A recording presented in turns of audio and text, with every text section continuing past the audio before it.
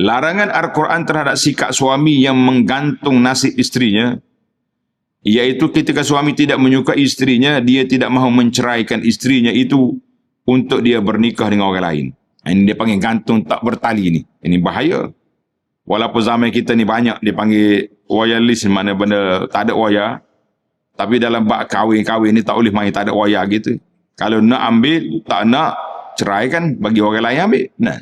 Jadi main gantung tak bertali tak ada dalam Islam. Nak gantung, biar ada tali.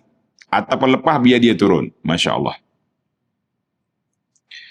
Jadi dia gantung isteri dia, iaitu ketika suami tak suka, dia tak cerai. Dia tak lepaskan. Nak kahwin dengan orang lain tak boleh sebab ada suami.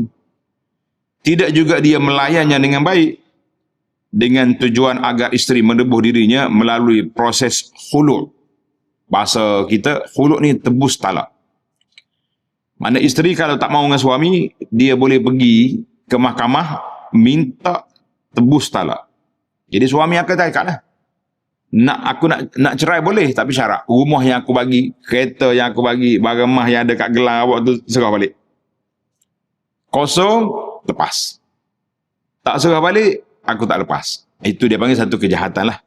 Benda yang dia bagi, minta balik. Dan mengembalikan mahar. Mahar hak kahwin 10 tahun lepas pun hantar balik. Berat. Atau sebahagiannya yang telah diberikannya ketika waktu pernikahan. Tindakan inilah dilarang melainkan ada pengecualiannya, iaitu bila isteri melakukan zina, na'udzubillah, ataupun nusyuz, derhaka pada suami secara terang-terangan. Manakala suami isteri dah tak ada maruah, tak ada ini, memalukan keluarga, itu cerita lain lah.